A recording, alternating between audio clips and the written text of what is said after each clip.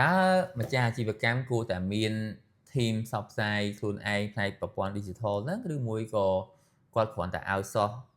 តាម agency ឬក៏ freelance ក៏ដូចគ្នាដែរសំណួរមួយនេះខ្ញុំត្រូវបានគេសួរច្រើនមែនទែនព្រោះឲ្យតែជួបអ្នកដែលក្នុងវិស័យរកស៊ីក៏តែងតែសួរនាំរឿងហ្នឹងអ្នកខ្លះគាត់គិតថាជួលតែមនុស្សម្នាក់ទៅដើម្បីឲ្យកាន់ការងារទាំងអស់ហ្នឹងណាចម្លើយគឺថាគួរតែទៅផ្លូវណាវាអាស្រ័យទៅលើគោលដៅរបស់យើងដែរអាស្រ័យលើលទ្ធភាពហើយនិងធនធានរបស់យើងចំពោះខ្ញុំបើមានលទ្ធភាពមានធនធានហើយយើងអាចរកក្រុមការងារបានល្អគឺ internal team ល្អបំផុតព្រោះយើង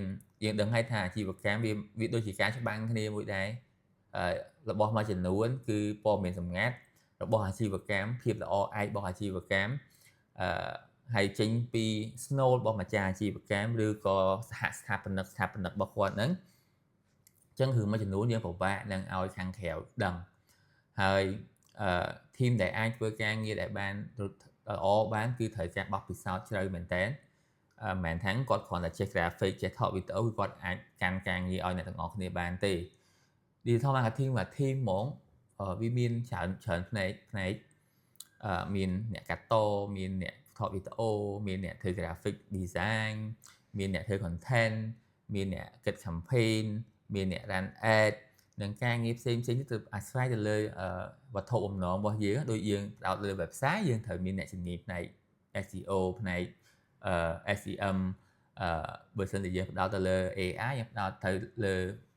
អ្នកជំនាញផ្សេងមួយទៀតនឹងឯងអញ្ចឹងយើងទៅមើលតាមលទ្ធភាពរបស់យើងប៉ុន្តែបើសិនជាយើងមានលទ្ធភាពវាមានអីល្អជាងមានធីមខាងក្នុងហើយព្រោះយើងអាចធ្វើការងារបានលឿនបានស៊ីជម្រៅហើយបានវែងឆ្ងាយហើយបើសិនជាយើងមានលទ្ធភាពតិចតួចប្រកបណា freelance វាស្រួលជាងវាចាយតិចជាងព្រោះគាត់អាចជួយការងារប៉ុន្តែអ្នកទាំងអស់គ្នាត្រូវចាំថាគាត់អាចជួយឲ្យយើងគិតទាំងយុទ្ធសាស្ត្រពីដើមដល់ចប់ឲ្យយើងបានហ្មងយើងត្រូវចាំថាគាត់ជំនាញផ្នែកបច្ចេកទេសជាទូទៅអ្នកម្ចាស់អាជីវកម្មដែលគាត់ hire ខាងក្រៅ outsource គឺអ្នកគាត់ hire អ្នកបច្ចេកទេសជាជាងអ្នកយុទ្ធសាស្ត្រជាជាងអ្នកដែលគាត់មានជំនាញស៊ីជម្រៅនៅក្នុងវិស័យមួយហ្នឹងព្រោះវិស័យមួយហ្នឹងវាធំមែនតើដែលមនុស្សម្នាក់ពេលខ្លះអត់អាចចេះទាំងអស់បានទេដែលគាត់ត្រូវតែមានការគុំជំនាញចូលគ្នាដើម្បីឲ្យរបស់ដែលយើងធ្វើហ្នឹងវាបានល្អបំផុតអញ្ចឹងហើយបានពេលដែលយើងតូចនៅអាជីវកម្មតូចប្រកាសណាស់យើងជួលមនុស្សម្នាក់អីមកអមរោងធ្វើវីដេអូធ្វើអីมันមានយុទ្ធសាស្ត្រដែលស៊ីជម្រៅច្រើនអូខេអត់បញ្ហាប៉ុន្តែនៅពេលដែលអាជីវកម្មយើងកាន់តែធំយើងត្រូវការរបស់កាន់តែស៊ីជម្រៅមនុស្សម្នាក់ពីរនាក់អត់អាចធ្វើការងារនឹងបានទេដែលយើងតែងតែម្ចាស់អាជីវកម្មគាត់តែងតែច្រឡំថា digital marketing ហ្នឹងហៅថារើសតែ graphic design មួយឬក៏ IT មួយមកធ្វើការងារហ្នឹងអាហ្នឹងគឺជាការគិតខុសមួយដោយសារគាត់អត់គិតថាគាត់អត់ដឹងថា digital marketing គឺជាជំនាញមួយហើយបើសិនជាគាត់មានជំនាញ digital marketing គាត់អត់បានគុំជាមួយនឹងម្ចាស់អាជីវកម្មទេក៏គាត់អត់ពេញលេញដែរគាត់មានជំនាញផ្សព្វផ្សាយមែនគាត់ត្រូវដឹងពី Snow របស់ម្ចាស់អាជីវកម្មហ្នឹងអញ្ចឹងអ្នកដែលអាចធ្វើការងារហ្នឹងបានល្អគឺម្នាក់ហ្នឹងគឺស៊ីជម្រៅជាមួយនឹងក្រុមការងារអាជីវកម្មហ្នឹងស៊ីជម្រៅជាមួយម្ចាស់អាជីវកម្មស៊ីជម្រៅជាមួយនឹង Snow របស់business មួយហ្នឹងទើបបានគាត់អាចធ្វើឲ្យអ្វីដែលគាត់ធ្វើហ្នឹងបានល្អបំផុត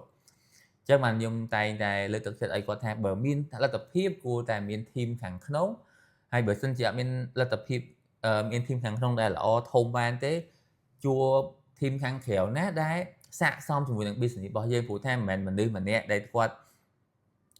ចេះ graphic ជាអីគាត់អាចធ្វើឲ្យអ្នកទាំងអស់គ្នាផ្សព្វផ្សាយបានល្អគ្រប់គេហៅថា industry ទាំងអស់ឧស្សាហកម្មវិស័យទាំងអស់បានទេម្នាក់មួយចំនួនជំនាញខាងវិស័យម្ហូបអាហារសេវាកម្ម salon cosmetic ឬមួយក៏របស់គ្រឿងអេឡិចត្រូនិកអញ្ចឹងការផ្សព្វផ្សាយហ្នឹងក៏វាតាមជំនាញរបស់គាត់មួយដែរវាមិនខុសអីថាអ្នកទីផ្សារធ្លាប់ធ្វើការនៅក្នុងវិស័យម្ហូបអាហារឲ្យមកទៅខាងវិស័យ real estate វិញក៏ត្រូវការពេលមួយរយៈធំដើម្បីអាចដឹងថាអតិថិជនគាត់មានការសម្រេចចិត្តរបស់ម៉េចព្រោះការធ្វើយុទ្ធសាស្ត្រទីផ្សារលើប្រព័ន្ធ digital គឺធ្វើការមួយមនុស្សសុទ្ធសាធហើយនឹងបូកជាមួយបច្ចេកទេសបច្ចេកវិទ្យាដើម្បីរុញអានឹងឲ្យទៅមុខព្រោះចុងក្រោយនៅតែយុទ្ធសាស្ត្រអាជីវកម្មយុទ្ធសាស្ត្រផ្សព្វផ្សាយដែលពាក់ព័ន្ធជាមួយនឹងអ្នកប្រើប្រាស់ អញ្ចឹងបើអ្នកទាំងអស់គ្នា hire អ្នកដែលបច្ចេកទេសសុទ្ធណាដូចមកពី IT គាត់អត់មានជំនាញ Digital Marketing គឺគាត់ត្រូវមករៀនមួយរយៈធំហើយបើសិនជាគាត់មានតែចំណេះដឹងធ្វើវីដេអូថតវីដេអូគាត់គ្រាន់តែជួយកាត់តវីដេអូឲ្យយើងបានអញ្ចឹងយើងត្រូវខ្លួនឯងជាម្ចាស់អាជីវកម្មជាអ្នកគិតយុទ្ធសាស្ត្រហើយបើសិនជាគាត់អត់ចេះ run ad ខ្លួនឯងគាត់ត្រូវតែរកអ្នកជំនាញ run ad ព្រោះ run ad គឺជាជំនាញមួយដែរអ្នកណាក៏ run បានដែរមកចុច boost ធម្មតាប៉ុន្តែនៅពេលអ្នកទាំងអស់គ្នាចង់កាត់បន្ថយចំណាយប្រកាន់ប្រសិទ្ធភាពជំនាញមួយហ្នឹងគឺត្រូវតែមានអញ្ចឹងបានថាល្អបំផុតបើមានលុយមានធនធានមានជំនាញចំណេះដឹងគឺគួរតែមាន team ខ្លួនឯងហើយបើអត់មានទេម្ចាស់អាជីវកម្មគួរតែរក partner ណាដែលទុកចិត្តបានអាចរៀនបន្ថែមរក mentor រក coach ណាដែលអាចជួយបដោះបដា team internal គាត់ឲ្យខ្លាំងផ្នែកហ្នឹងហើយក្នុងពេលដែលគាត់អត់ទាន់មានគាត់ប្រកាសណាអាច hire outsource ឬក៏ freelance បានហើយឬមួយក៏គាត់ចង់ចាយទៀតអាហ្នឹងអូខេ freelance ឬក៏ outsource agency អូខេអាហ្នឹងទៅជាជំហានទី1ពេលដែលគាត់មាន budget គឺគាត់ត្រូវតែមានផែនការរយៈពេលវែងមួយដើម្បីជួយអាជីវកម្មគាត់ដើរបានឆ្ងាយណាជាជាងគ្រាន់តែពឹងលើ agency ដែលគាត់ជួយតែផ្នែកបច្ចេកទេសប៉ុន្តែពិបាកនឹងជួយផ្នែកយុទ្ធសាស្ត្រប្រកបណា agency មួយចំនួនគាត់អាចជួយជាចង្កោមមកកញ្ចប់ហ្មងទាំងអស់ប៉ុន្តែតម្លៃក៏មិនធូរដែររាប់ពាន់ពេលអ្នកខ្លះរាប់ 4-5 ពាន់មួយខែក៏មានដែរតែបើសិនជាអ្នកទាំងអស់គ្នា hire ត្រឹមមួយខែ 4-500 អីទេប្រកបណាគឺអ្វីដែលអ្នកទាំងអស់គ្នាដែលអាចរំពឹងបានគឺគាត់ជួយវីដេអូជួយធ្វើ poster promotion អីហ្នឹងអូខេអាហ្នឹងអ្នកទាំងអស់គ្នាគុំរំពឹងខ្ពស់ជាងហ្នឹងអញ្ចឹងវាអាស្រ័យទៅលើលទ្ធភាពរបស់យើងដែរបើសិនជាយើងចង់បាន full function ហ្មងចាយច្រើន outsource ក៏ច្រើន internal team ក៏ច្រើនប៉ុន្តែចំពោះខ្ញុំនៅតែលើកទឹកចិត្តមានលទ្ធភាពមាន internal team ដែលខ្លាំង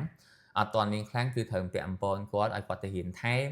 ឬមួយក៏មាន mentor ណាមួយឬក៏ទីប្រឹក្សាណាមួយដែលយើងគិតថាគាត់ប្រកែហ្នឹងឲ្យគាត់មកជួយមើល team មួយរយៈធំសិន